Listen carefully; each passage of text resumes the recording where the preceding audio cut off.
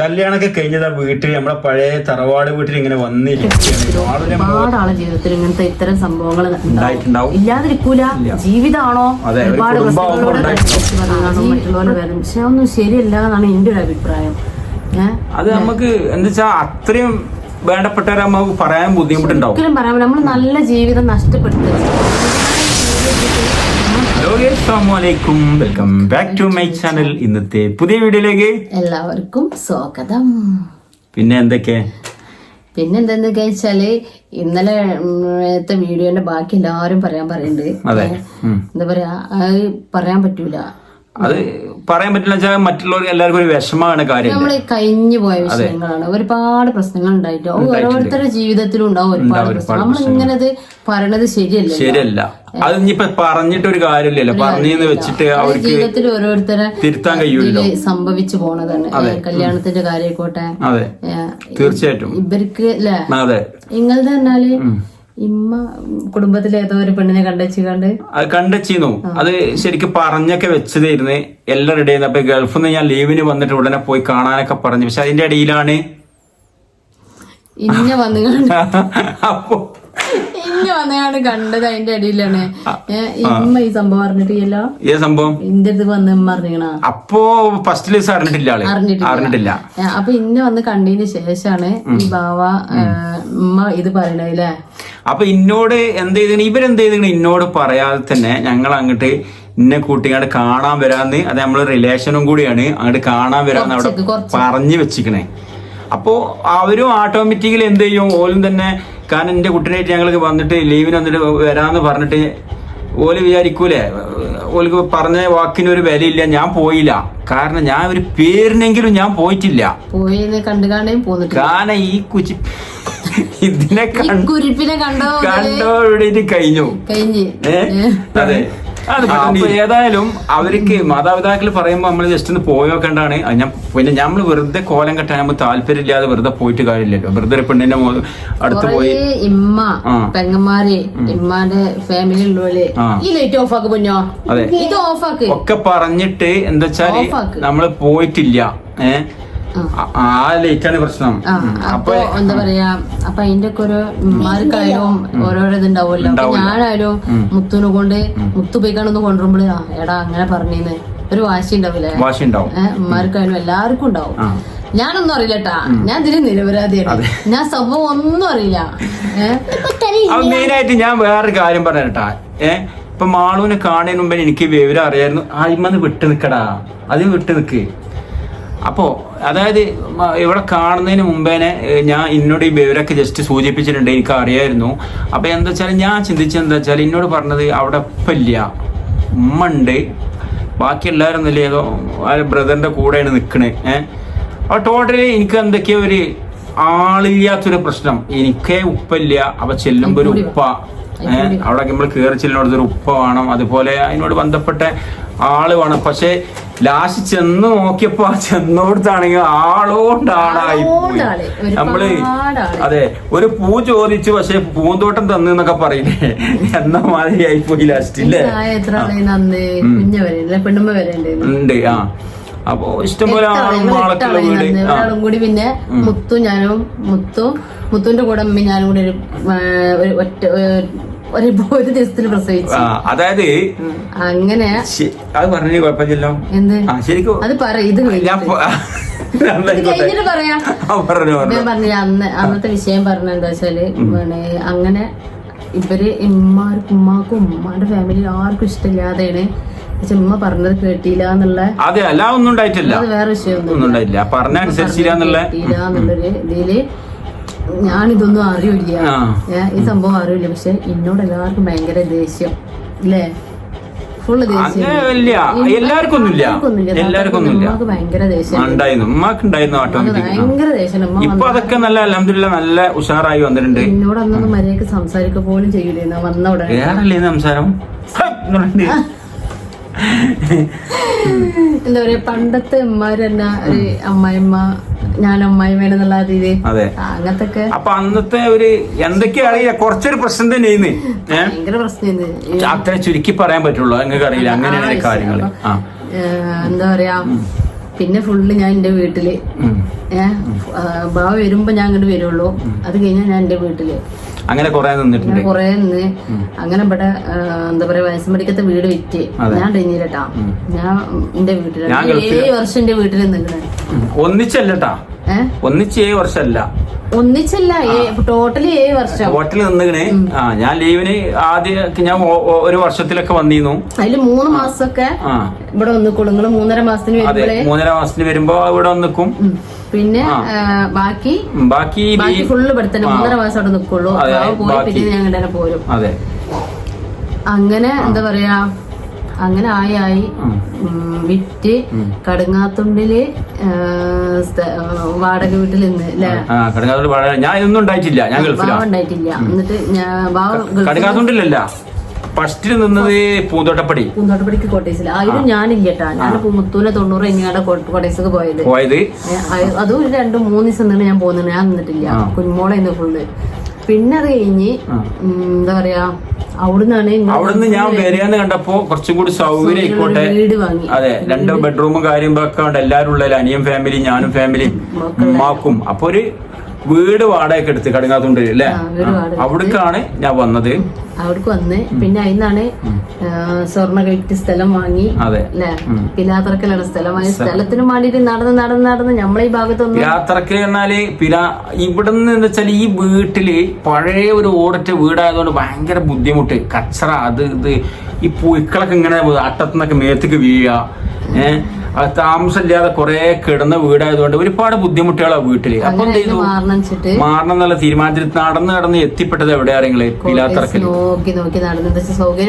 വീട് നോക്കി നടന്നാണ് പിലാത്തറക്ക കിട്ടിയത്. അങ്ങനെ അവിടെ എത്തി. അവിടുന്ന് അവിടെ ചുറ്റുവട്ടത്തുള്ള സ്ഥലം നോക്കി നടന്ന് കൂടെ ശരിപ്പാറാറിന സ്ഥലത്ത് സ്ഥലം വാങ്ങി ഞങ്ങളെല്ലാവരുടെയും ഇളച്ചിന്റെയും പണ്ടം വിറ്റ് ഞങ്ങളവിടെ സ്ഥലം വാങ്ങി 12.5 സെന്റ് സ്ഥലം. പിന്നെ 12.5. അവിടെ എന്താന്ന് വെച്ചാല് നമ്മളെ നാട് വിട്ടു പോകുമ്പോള് അവിടെ ചെന്ന് നിന്നപ്പോഴാണ് മനസ്സിലായത്, അതിനെ അറിയില്ലേന്ന്. നമ്മളെ നാടിന്റെ നമ്മൾ ജനിച്ചു വളർന്ന നാട് എന്താണെന്നുള്ളത് നമ്മൾ മറ്റൊരു നാട്ടിൽ കുറെ താമസിക്കുമ്പോൾ അതിന്റെ മനസ്സിലാവുള്ളൂ. നമ്മൾ ജനിച്ചു വളർന്ന നാട്ടിൽ നിന്ന് നമ്മൾ ഇവിടെ പോരാന്നല്ല, ഇവിടെ വിട്ട് പോയി നിൽക്കുമ്പോഴേ അതിന്റെ അറിയുള്ളൂ. ഫുൾ ഭയങ്കര മിസ്സിംഗ് ആണ് നമ്മളെ നാട്ടുകാര്, നമ്മളെ അയൽവാസികള്. ഞാൻ കൂടുതൽ ഉണ്ടായിട്ടില്ല, എന്താ വെച്ചാല് ഞാൻ ഈ ലീവിന് 1-2 പ്രാവശ്യം വന്നപ്പോ ഉണ്ടായിട്ടുള്ളൂ. അപ്പോഴും ബാവ അവിടെ നിൽക്കൂല. ബാവ നേരെ ഇങ്ങോട്ട് പോരലാണ്, നമ്മുടെ കുറത്താണിക്ക് വരും. അതെ, അങ്ങനെ എന്തായി അവിടുന്ന് വിറ്റ്. അവിടെ വിറ്റിട്ടാണ് ഈ സ്ഥലം വാങ്ങിയത്. ഈ സ്ഥലം വാങ്ങിയിട്ട് ഞങ്ങള് പൂന്തോട്ടപ്പടിക്കല് കോട്ടേഴ്സിൽ നിന്ന് അവിടുന്ന് പിന്നെ ഇവിടെ നമ്മളെ അടുത്തുള്ള ഒരു വീട്ടിക്ക് വേറെ മാറി. അവിടുന്ന് വല്യമ്മ വന്നയാട് പറഞ്ഞേ എനിക്ക് കാണാൻ പറ്റൂല ഇത് പറഞ്ഞേ. നല്ലൊരു വല്യമ്മ എന്നിട്ട് അങ്ങനത്തെ വല്യമ്മ ചിലപ്പം ഉണ്ടാവുമെന്ന് തന്നെ അറിയില്ല. അങ്ങനെ ഞാൻ പറഞ്ഞില്ലേ, ഒരുപാട് ഇതിന്റെ ഇടയിൽ കുറെ സംഭവങ്ങളുണ്ട്. ഒക്കെ ഞാൻ പറഞ്ഞ നമ്മളിപ്പോ അൽഹംദുലില്ലാ നല്ല രീതിയിൽ കഴിയുന്ന ഒരു ഫാമിലിയാണ്. എല്ലാവരും ഒരു കുഴപ്പമില്ല, ആരൊക്കെ ഉണ്ടും അല്ലെ. ഇമ്മ ആയിക്കോട്ടെ, താത്താരായിക്കോട്ടെ, ഇളച്ചനായിക്കോട്ടെ, ഇളച്ചിയായിക്കോട്ടെ, ഞങ്ങൾ സ്വന്തം ജ്യേഷ്ഠൻ അനിയനോ. ഞാനൊക്കെ എന്റെ കുഞ്ഞിപ്പാൻ എന്റെ ആങ്ങളനെ പോലെ കാണുന്ന ഒരാളാണ്. അത്രക്കും നല്ലൊരു ഇളച്ചനും ഇളച്ചിയാണ്. നമുക്ക് മനുഷ്യനായാലും എനിക്കായാലും വെച്ചാൽ ഓരോ മനുഷ്യരും ഒരു പോസിറ്റീവും നെഗറ്റീവും അള്ളാഹു കൊടുത്തിട്ടുണ്ട്. അത് എല്ലാവർക്കും ഉണ്ടാവും. ഞാൻ എൻ്റെ ബാഡ് സ്വഭാവം ഉണ്ടാവും, എനിക്ക് നല്ല സ്വഭാവം ഉണ്ടാവും. അത് നമ്മൾ തിരിച്ചറിഞ്ഞു കഴിഞ്ഞാല് മറ്റുള്ളവരുടെ ബാഡ് സ്വഭാവം നമ്മൾ കാണൂല. എത്തുള്ളവന്റെ ആകാത്ത സ്വഭാവം നമുക്ക് കാണാൻ പറ്റൂല. എന്താ വെച്ചാൽ എനിക്കും ആകാത്തുണ്ട്, നല്ലതും ഉണ്ട്. അപ്പൊ ടോട്ടലി എല്ലാവരും അള്ളാഹ് എന്താണത് അള്ളാഹ് അങ്ങനെയാണ് പഠിച്ചിരിക്കുന്നത്. അപ്പൊ നമ്മളതൊക്കെ കാണാൻ കഴിഞ്ഞാൽ ഇളച്ചൻ്റെ കുറ്റം ഉണ്ടാവും, ഇളച്ചിൻ്റെ കുറ്റം ഉണ്ടാവും, മുത്തച്ചി തമ്മിൽ കുറ്റം ഉണ്ടാവും. അപ്പൊ നമ്മള് സ്വയം നമ്മളതും കാണാൻ കഴിഞ്ഞാൽ ആരടുത്തും തെറ്റില്ല. ഇപ്പൊ ഞാൻ മുമ്പൊന്നും ഇങ്ങനെ അല്ലേ, എല്ലായിടത്തും തെറ്റ് കണ്ടു. പക്ഷെ ഇപ്പൊ എന്ത് തെറ്റ് കണ്ടാലും എനിക്ക് വിഷയമല്ല. എന്റെ ഇളച്ചി നല്ലതാണ്. ഞാൻ എങ്ങനെ എനിക്കറിയില്ല, എനിക്ക് എന്റെ ഇളച്ചി നല്ലതാണ്, എന്റെ ഇളച്ചൻ നല്ലതാണ്, അമ്മായിമ്മയും നല്ലതാണ്.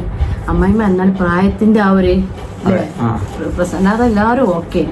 അപ്പൊ നമ്മള് അങ്ങനെയുള്ളൊരു നല്ല ജീവിതത്തിനിടയിൽ നമ്മളിപ്പോ ഈ വീഡിയോ ചെയ്യുമ്പോൾ പഴയ പ്രശ്നം വരുമ്പോ അത് എല്ലാവർക്കും ഒരു വേദനയായി മാറും.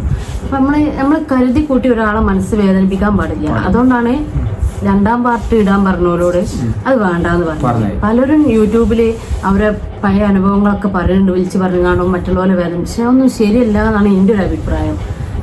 അത് നമുക്ക് എന്താ വെച്ചാ അത്രയും വേണ്ടപ്പെട്ടവരാകുമ്പോ പറയാൻ ബുദ്ധിമുട്ടുണ്ടാവും. ഒരിക്കലും പറയാൻ നമ്മൾ നല്ല ജീവിതം നഷ്ടപ്പെടുത്തില്ല. എന്തിനാണ് ഒരു വീഡിയോ ഇട്ടിട്ട് നമ്മളെ നല്ല ജീവിതം മനസ്സമാധാനം നഷ്ടപ്പെടുത്തുന്നത്? നമ്മൾ ഇന്ന് അല്ലെന്നില്ല നല്ല നല്ല സന്തോഷത്തിൽ പോണ ഒരു ജീവിതമാണ്. അപ്പൊ അത് ഇല്ലാതാക്കിയിട്ട് ഒരു വീഡിയോ വേണ്ട. അപ്പോൾ അത്രേ ഉള്ളൂ. അപ്പൊ നമ്മള് എന്താ പറയാ, നിങ്ങളൊക്കെ ജീവിതത്തിലും ഒരുപാട് ആളെ ജീവിതത്തിലും ഇങ്ങനത്തെ ഇത്തരം സംഭവങ്ങൾ ഇല്ലാതിരിക്കൂല. ജീവിതമാണോ ഒരുപാട് പ്രശ്നങ്ങളോട് പ്രത്യേകിച്ച് ദാമ്പത്യ ജീവിതം എന്ന് പറഞ്ഞാൽ പ്രശ്നങ്ങൾ ഒരുപാടുണ്ടാവും. അത് തരണം ചെയ്ത് ജീവിക്കണമല്ലേ വിജയിക്കുള്ളൂ.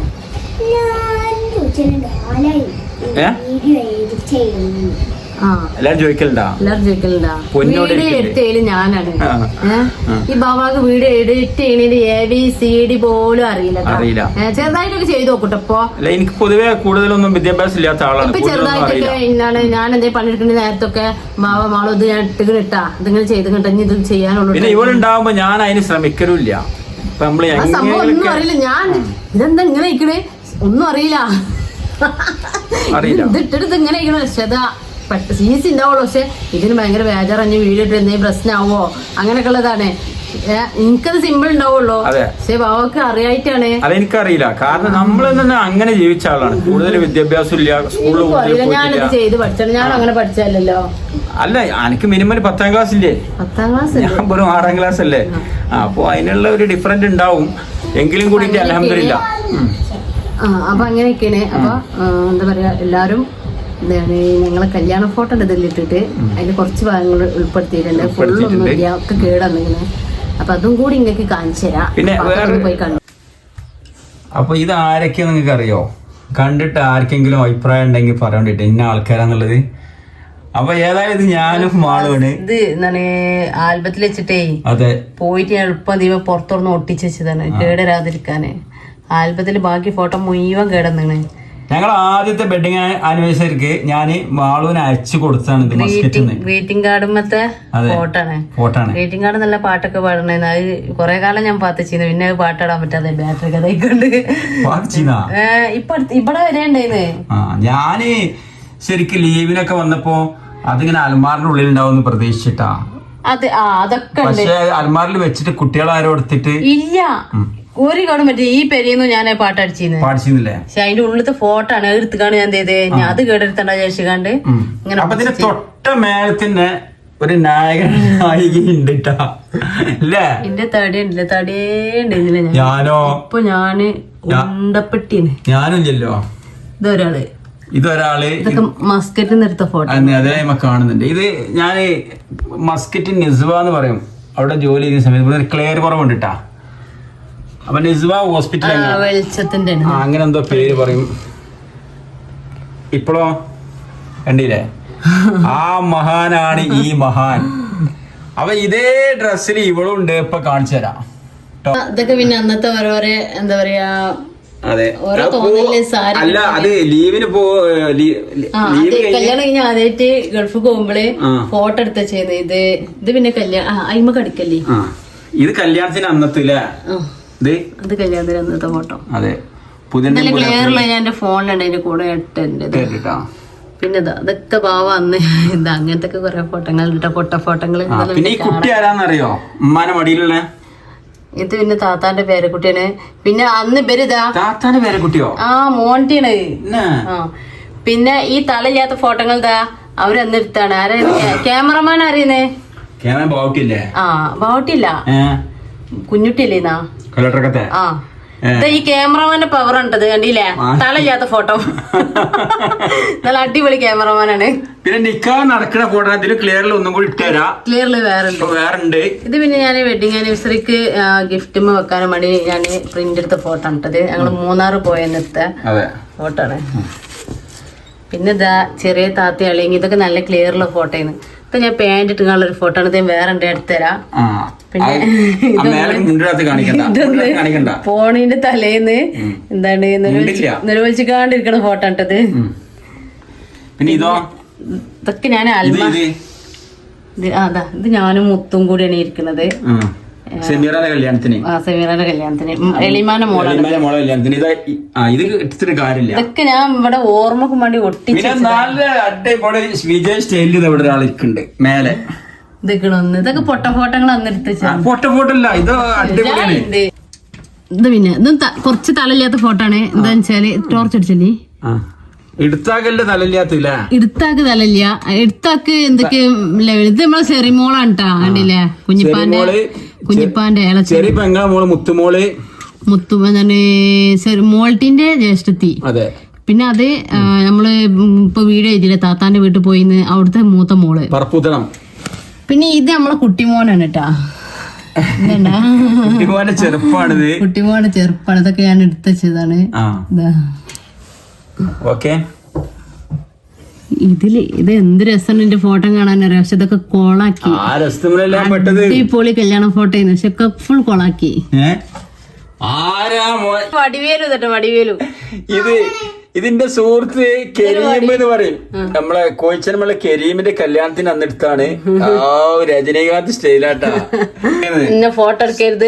രണ്ടാമത്തെ പെങ്ങളാണ് സൂറ എന്ന് പറയും. താത്താന്റെ ഫോട്ടോ ആണ് ഇതിന്റെ ഫോട്ടോ. പിന്നെ ഇങ്ങേപ്പുറത്ത് കുഞ്ഞിന് വേണ്ടി ഒരു കുഞ്ഞ് ഒരു ഭാഗം ഉണ്ടായിരുന്നു, അത് പോയി. ഇങ്ങനെ അണ്ടിയിലെ കേട് നിങ്ങള് ഫുള്ള്. ഇതൊക്കെ ഞാൻ ഇങ്ങനെ വേറെ എടുത്ത് ചെയ്യുന്നത്. വെഡിങ് ആനിവേഴ്സറിക്ക് ഗിഫ്റ്റിന് വേണ്ടി ഇപ്പൊ അമ്മമാര് കീറിയതാണത്. ഗിഫ്റ്റിന് വേണ്ടി ഉണ്ടാക്കിയായിരുന്നു. ഗിഫ്റ്റിന് വേണ്ടിട്ടേ വെക്കാനും വേണ്ടി പ്രിന്റ് എടുത്ത ഫോട്ടോകൾ ഇനിയിപ്പോ അമ്മമാര് കീറിയിരിക്കണത്. ഇപ്പൊ ഇത് ഞങ്ങളെ കല്യാണ ഫോട്ടോ. കല്യാണൊക്കെ കഴിഞ്ഞതാ വീട്ടിൽ, നമ്മളെ പഴയ തറവാട് വീട്ടിൽ ഇങ്ങനെ വന്നിരിക്കുകയാണ്. മോളുടെ മുഖത്ത് ഫുൾ ടെൻഷൻ. അതുകൊണ്ടാണ് ഞാൻ ചിരിച്ചു കണ്ടിരിക്കണ. എന്തായാലും അല്ലേ, ഇക്ക് ടെൻഷൻ ഉണ്ടാവൂലേ. ഇതാണ് ഇപ്പൊ നമ്മളെ ഉമ്മ. നമ്മളെ ഉമ്മാനും ബാക്കിയുള്ള മേയോ ഇട്ട് വന്നാണ്. നിങ്ങളെ ഉമ്മാനും ബാക്കിയുള്ള എടുത്താണ്. അപ്പൊ നിങ്ങൾക്ക് ടെൻഷൻ ഉണ്ടാവും. അതിലുപരി എന്റെ അടുത്ത് പോണേ, അപ്പൊ ആ സന്തോഷമുണ്ട്. ഒരുപാട് കഷ്ടപ്പെട്ട് നേടിയെടുത്തതാണ്. അതെ. പിന്നെ അതേ യുദ്ധം ചെയ്താണ് ഞാൻ. എനിക്ക് അതന്നെ മതി അല്ലേ. അതെ, ഒരു രക്ഷയില്ലായിരുന്നാണ്. പിന്നെ അപ്പൊ കണ്ടില്ലേ, ഇത് എന്റെ കല്യാണ ഡ്രസ് ഇട്ടാ. എന്റെ പണ്ടങ്ങളൊക്കെ കണ്ടില്ലേ. പണ്ടത്തിനെ പറ്റി പറയല്ല, അപ്പൊ ചിന്തിച്ചേക്കണത്.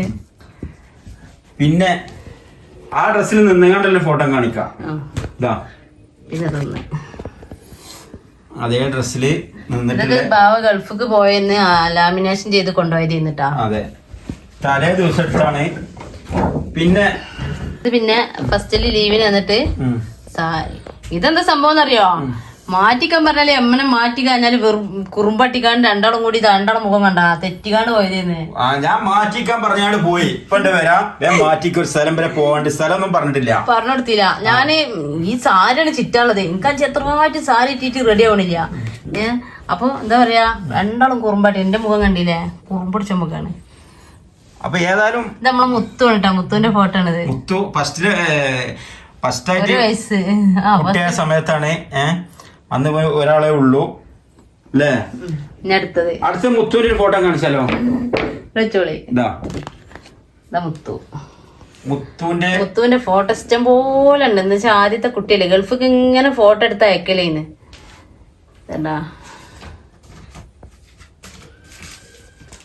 പിന്നെ തണ്ടില്ലേ, ഇവിടെ പട്ടാളത്തിൽ ജോലി ചെയ്ത സമയത്തെ ഫോട്ടോ ആണ്. ഒരേപോലത്തെ ഡ്രസ് ഉണ്ടാക്കിയ കാണിച്ചുതരാം.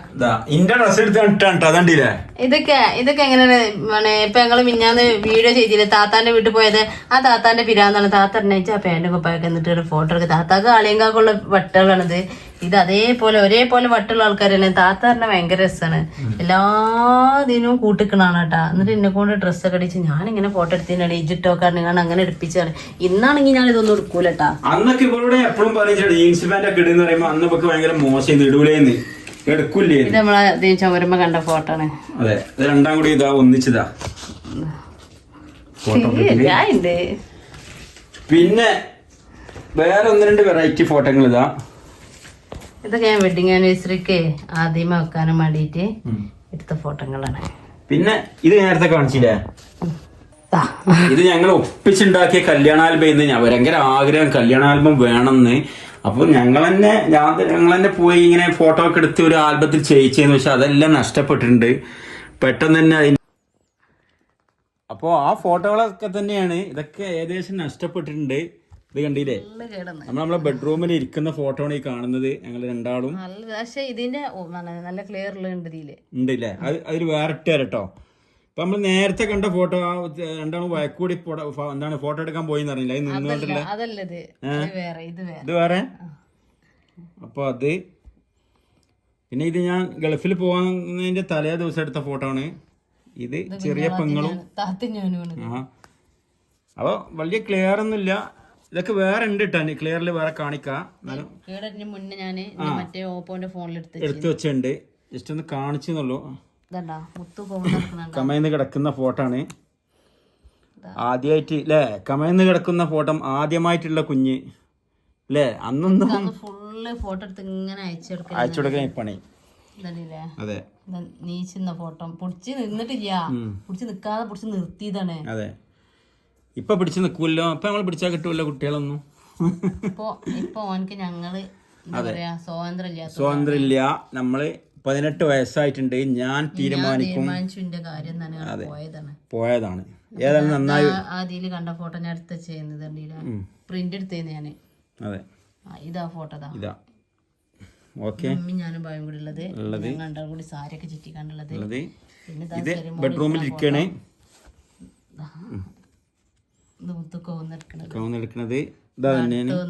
എത്ര പോരാൻ ഡ്രസ്സാളെന്നറിയോ, ഡ്രസ്സിന്റെ കൂമ്പാരം ഗൾഫിൽ നിന്ന് കൊണ്ടുവരുന്നത് പോരാത്തി പ്രസവിച്ചെടുക്കുമ്പോ ഓരോ അമ്മയാള് കൊണ്ടുവരുന്നതും അടക്കി എത്ര പോരാ ഡ്രസ്സാളെന്ന് മാറി മാറി ഇങ്ങനെ കളിപ്പാട്ടങ്ങളായാലും എന്തായാലും ഫുള്ള്. പിന്നെ അതായത് മുത്തു, അതായത് ഞാന് ഈ കല്യാണം കഴിഞ്ഞ് പെട്ടെന്ന് കുറച്ച് ഇവിടെ നിൽക്കേണ്ടി വന്നു. എന്താ വെച്ചാൽ പെട്ടെന്ന് കമ്പനിയിൽ നിന്ന് ലെറ്റർ വന്നു, ലോങ് ലീവിലാണ് താങ്കളിപ്പോൾ വരണ്ടാറിട്ട്. അങ്ങനെ ഇവിടെ ലോങ് ലീവിൽ നിന്ന് ഒരുപാട് ബുദ്ധിമുട്ടാണ്. അപ്പോൾ മൂത്ത മോനെ മുത്തു ഇവള് പ്രഗ്നൻ്റ് ആണ്. അപ്പോൾ ഒരുപാട് ഇന്നലെ പറഞ്ഞില്ല വീഡിയോയിലെല്ലാം പരിശോധന കാര്യങ്ങൾ, അതിനൊക്കെ ഒരുപാട് കുഞ്ഞിപ്പോൾ ഹെൽപ്പ് ചെയ്തു. ഒരുപാട് അങ്ങനെയൊക്കെ ബുദ്ധിമുട്ടായിട്ട് പണിയില്ലാതെയും ഒക്കെ വീട്ടിൽ നിന്ന് പോണി. പെട്ടെന്നാണ് പിന്നെ ഒരു വിസ റെഡി ആയി ഞാൻ വീണ്ടും പോവുകയാണ് അതേ കമ്പനിക്ക് തന്നെ. ഒമാൻ മസ്കറ്റ് അറിയില്ല, അവിടെ എന്ന് വെച്ചാൽ പൊതുവേ ഇത് കുറവാണ്. ഇത് ശമ്പളമൊക്കെ കിട്ടുമ്പോൾ ഇവിടുത്തെ ഒരു മൂല്യം കുറവായതുകൊണ്ട് ചെറിയ പൈസ ശമ്പളം ഉണ്ടായിരുന്നുള്ളൂ, വലിയ കൂലിയൊന്നുമില്ല. അപ്പോൾ അവിടെ നിന്നുകൊണ്ടിരിക്കുന്ന സമയത്താണ് അവിടുന്ന് പിന്നെ ഞാൻ ചെന്നപ്പോൾ എനിക്ക് നേരെ ട്രാൻസ്ഫർ ആയിട്ട് നെസ്വ ഹോസ്പിറ്റൽ എന്ന് പറയും മസ്കറ്റിൽ, അങ്ങോട്ടാണ് ഞാൻ പോകുന്നത്. അവിടെ നിൽക്കുമ്പോഴാണ് ഇവിടെ മുത്തുവിനെ പ്രസവിക്കണത്. അപ്പോൾ മുത്തുവിനെ പ്രസവിച്ചത്, മൂത്ത കുട്ടിയെ പ്രസവിച്ചത് തിരൂര് ഏതാ ഹോസ്പിറ്റല്, മിഷൻ ഹോസ്പിറ്റലാണ്. അപ്പോ നമ്മള് ചിരിക്കണ്ട കേട്ടാ. അപ്പൊ അവിടെ പ്രസവത്തിന് അവിടെയാണ് എന്താ വെച്ചാ വേറെ ഞാൻ പറഞ്ഞ എന്റെ ഉമ്മാക്കും വയറ്റിലുണ്ട്. അതല്ല ഞാൻ പറഞ്ഞേ, അവിടെയാണ് പ്രസവം ഉണ്ടായതെന്ന് പറഞ്ഞേ. എന്നിട്ട് എന്താ പറഞ്ഞേ? അതല്ല, അങ്ങനെ.